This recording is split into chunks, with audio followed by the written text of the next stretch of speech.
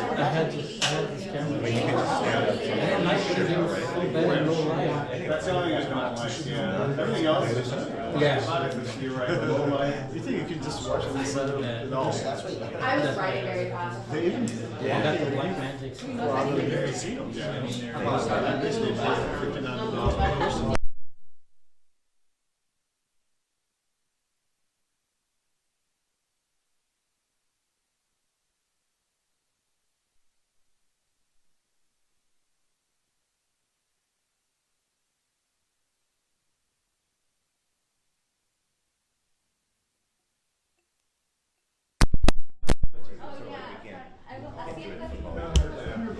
Is representing this. I just sent it to Super Bowl. But there was not much info. We need a second up from 10 spoiled $5,000. So 10. That's every Super Bowl. Yeah, I understand. If we had, our team probably approve us like one or two or three. I guess we spent last year.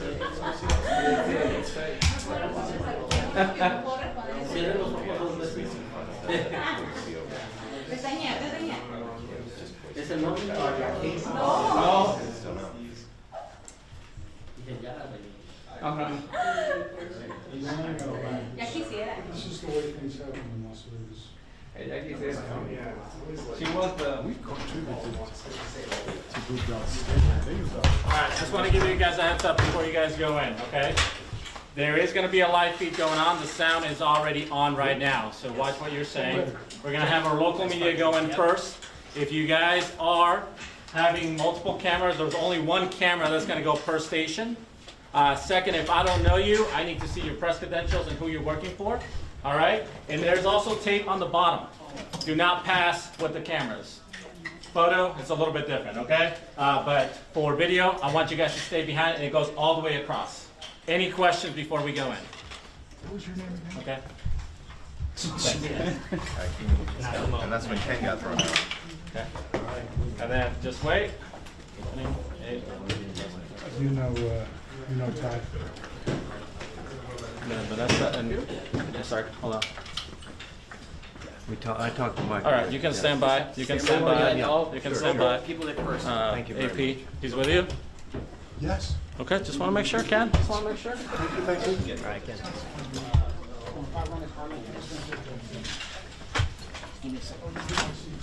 Oh, thank you. Ask Joe. Is that right? Yeah. Is that going to be enough money for you? Yeah. How's it going, sir? Good to see you.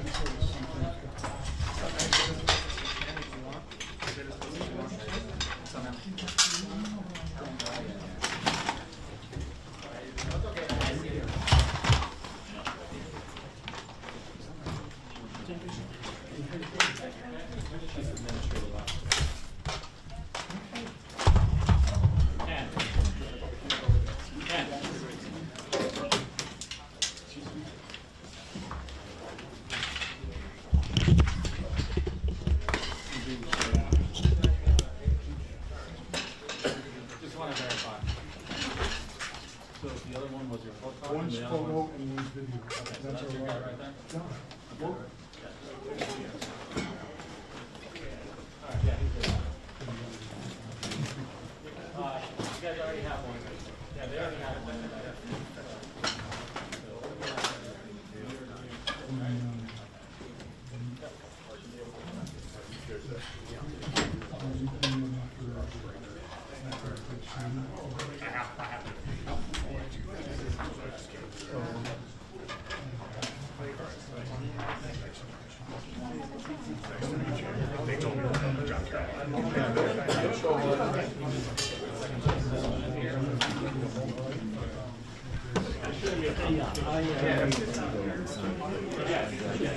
And that's what I want to see. Hey, do you mind if I move this? Yeah. Thank you. We don't need this right now.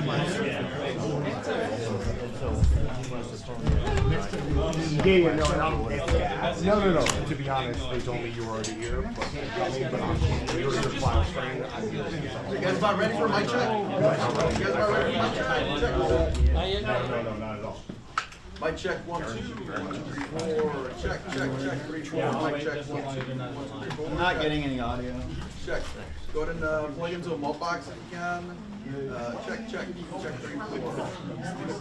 My check 1, 2, 1, 2, 3, 4. Check 3, 4. My check. Check 1, 2.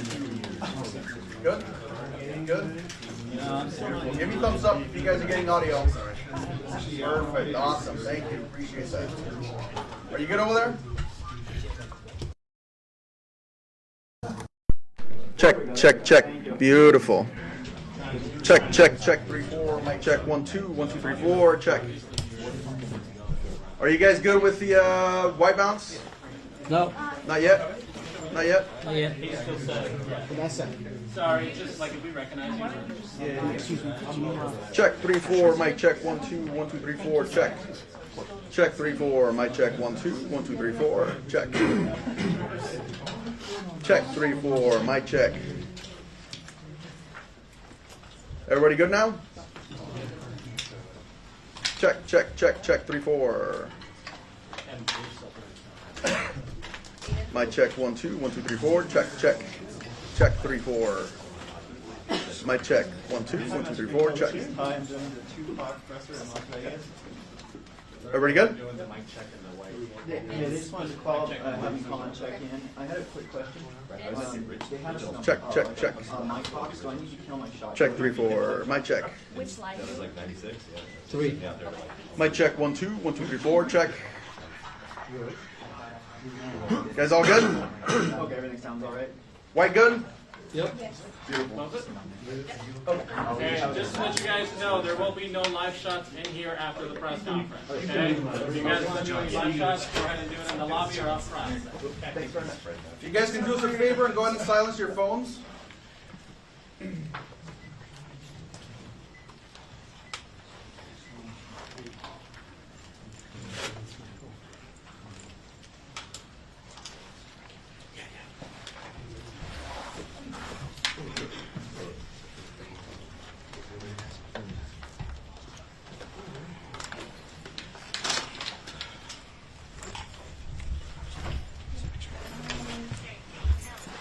Ready?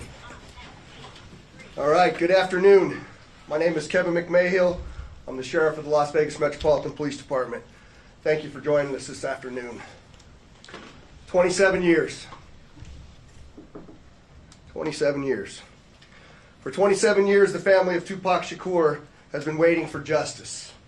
We are here today to announce the arrest of 60-year-old Dwayne Keith Davis, aka Keefy D, for the murder of Tupac Shakur. Davis was arrested this morning by my LVMPD criminal apprehension team, and this investigation started on the night of September 7th, 1996. It is far from over. It has taken countless hours, really decades, of work by the men and women of our homicide section to get to where we are today. Several of those detectives that are standing here with us include Detective Cliff Mogg, the lead detective on this case. He is now retired.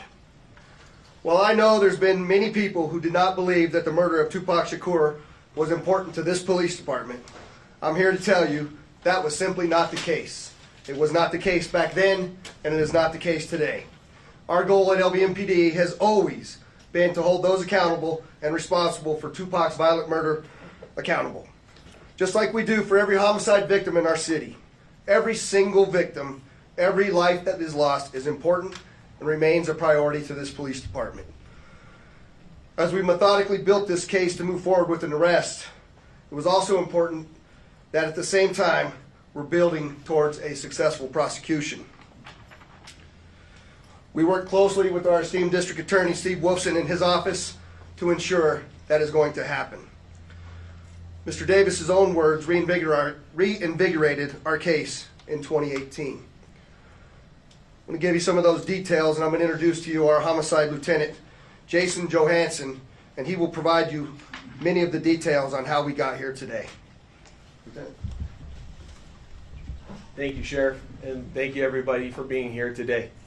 My name is Jason Johansson, and I'm the homicide lieutenant with the Las Vegas Metropolitan Police Department. And my goal here today is to walk you through our investigation and what led us to the indictment of Dwayne Davis, also known as Keefy D, for the murder of Tupac Shakur. This case has been reviewed by our homicide team and homicide detectives for over 2.5 decades.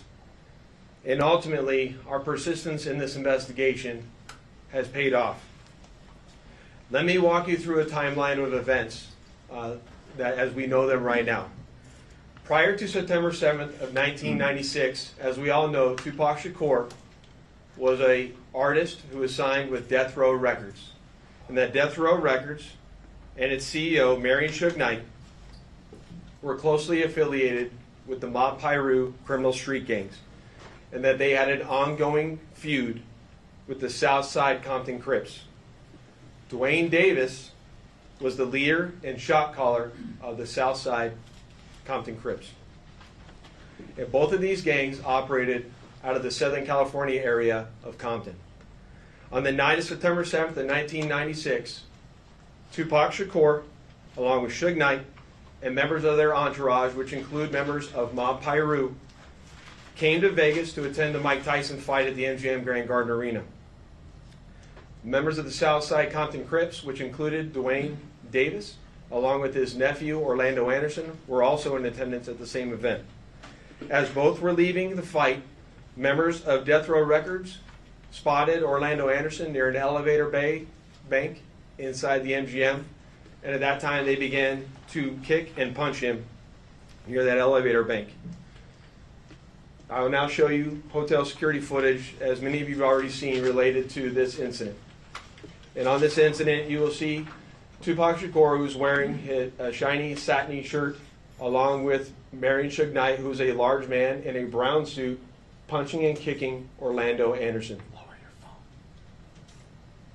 Following this incident, you'll see hotel security intervene, and then they will leave the area of the fight.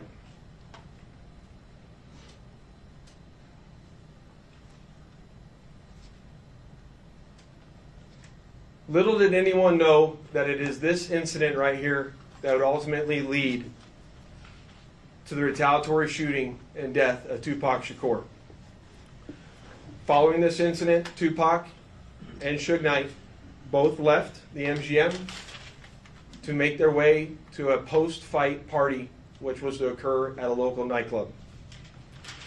At the same time, word had spread amongst members of the Southside Compton Crips of what had occurred inside the MGM. And then that's when Dwayne Davis began to devise a plan to obtain a firearm and retaliate against Suge Knight and Mr. Shakur for what occurred inside the hotel against Mr. Anderson. After Davis obtained a gun, he entered into a white Cadillac along with Terrence Brown, DeAndre Smith, and Orlando Anderson. Based on our investigation, this is where we know they were seated. At some point in time, as they were in the white Cadillac, Mr. Davis took the gun that he had obtained and provided it to the passengers in the rear seat of the vehicle. As they were driving west on Flamingo Road near Koval, they located the black BMW, which was driven by Suge Knight, and in the passenger seat was Tupac Shakur. And as they turned around, they pulled up near the passenger side of that vehicle and immediately began shooting at Mr. Knight and Mr. Shakur.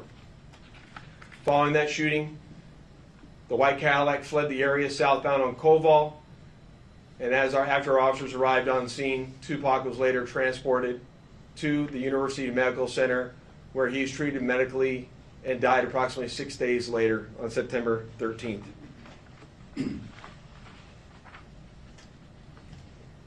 My homicide section handled this investigation from its onset, and for a short amount of time, And within a short amount of time, what we knew was that we were working a gang investigation where our victims, our witnesses, and our suspects were all from Southern California and not local to Las Vegas. Within the first few months of the investigation, our detectives knew most of the information I just briefed you on.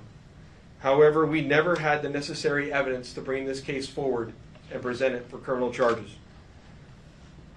As time went on, this case had been reviewed multiple times by different investigators assigned to my section, but it wasn't until 2018 that this case was reinvigorated as additional information came to light related to this homicide.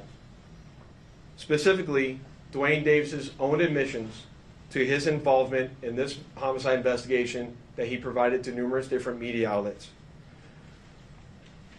In our section, we knew at this time that this was likely our last time to take a run at this case to successfully solve this case and bring forth a criminal charge.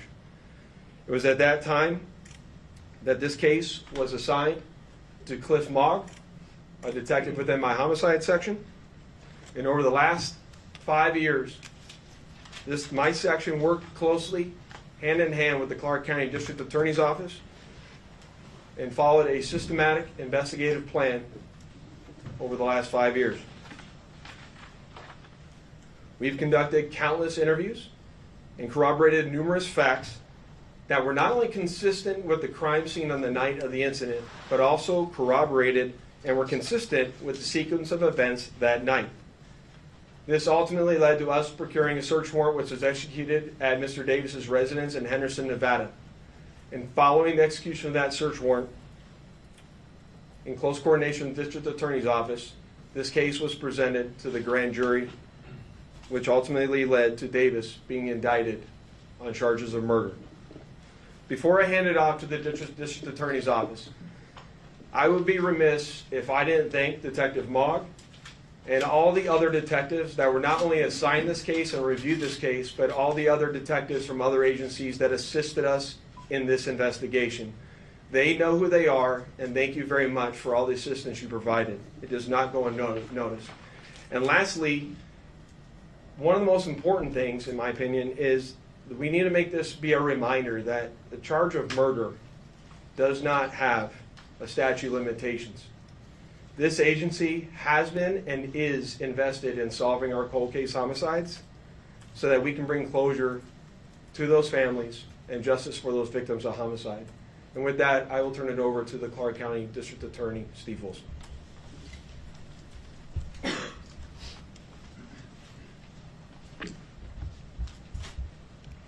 Thank you, Lieutenant Johansson. I appreciate it.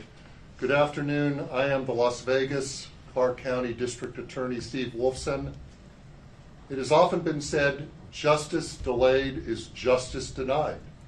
It's a quote we hear often and for many, many years when talking about our legal system, but not in this case. Today, justice will be served in the murder of Tupac Shakur.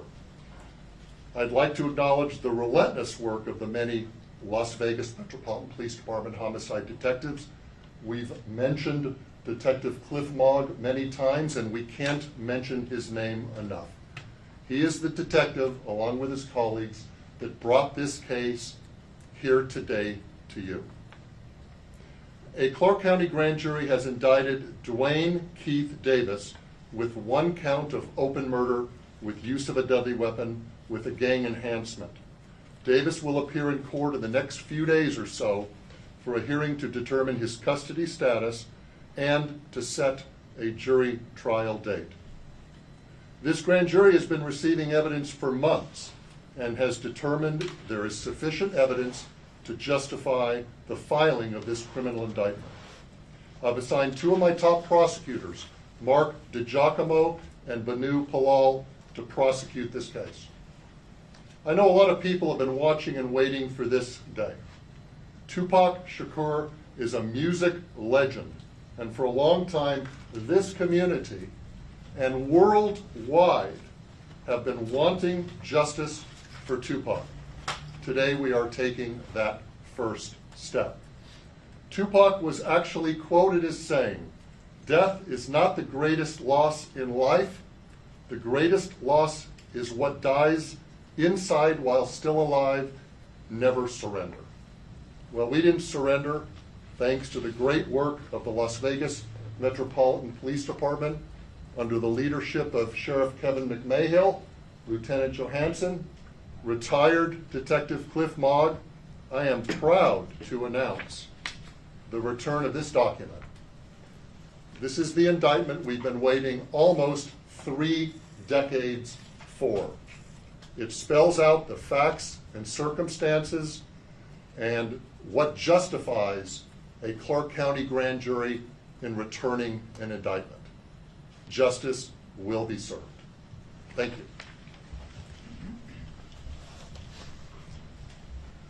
Thank you, Steve. I'd just like to say that the Las Vegas Metropolitan Police Department Homicide Section year over year solves over 90% of the homicides that occur in our jurisdiction.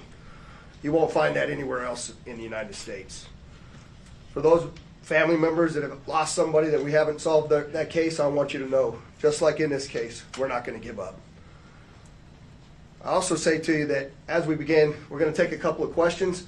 I want you to remember in your questioning that this investigation, subsequent arrest, and now indictment is only the beginning of the process. And we are committed and invested in ensuring a successful prosecution as we move forward. So with that, we'll take any questions that you might have. Sheriff, have you Ken?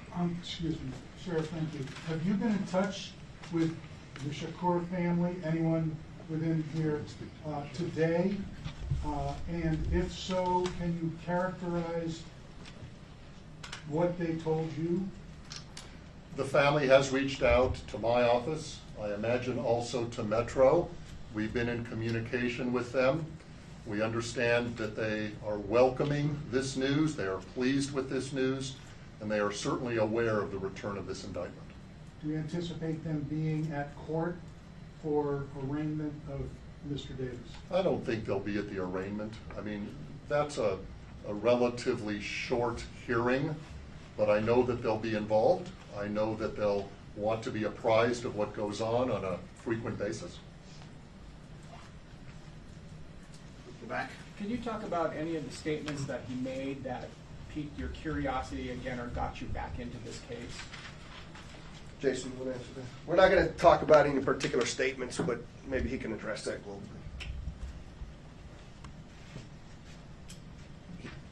What I'll say is there's lots that's going to come out when it comes time for trial, but he provides his own series of statements that are very consistent with the evidence that we have on the scene that we've obtained through our investigation.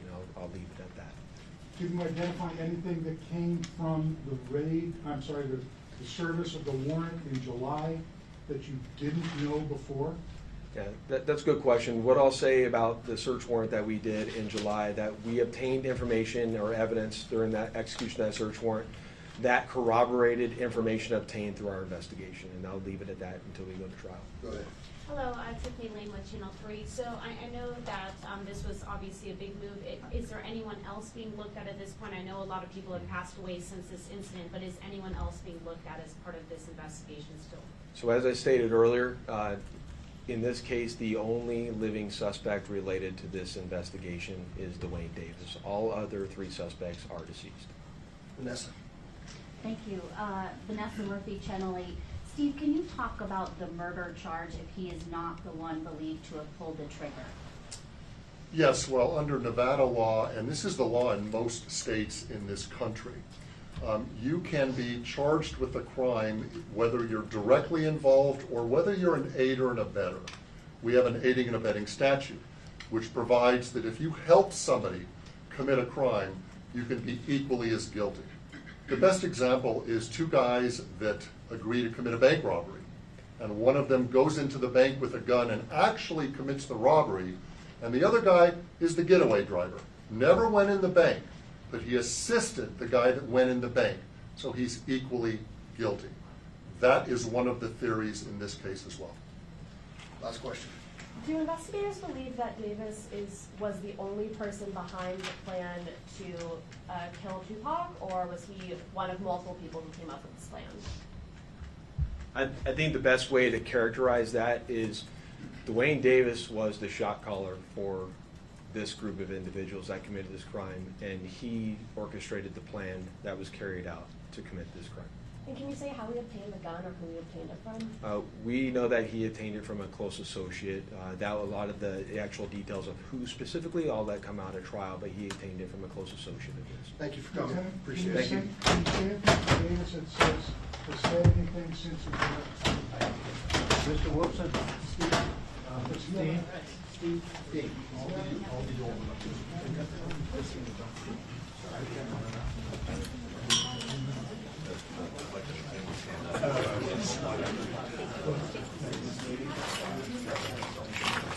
Can you give me my phone number? Yeah, of course. Or email me. Whatever we can right now, because you'll never see.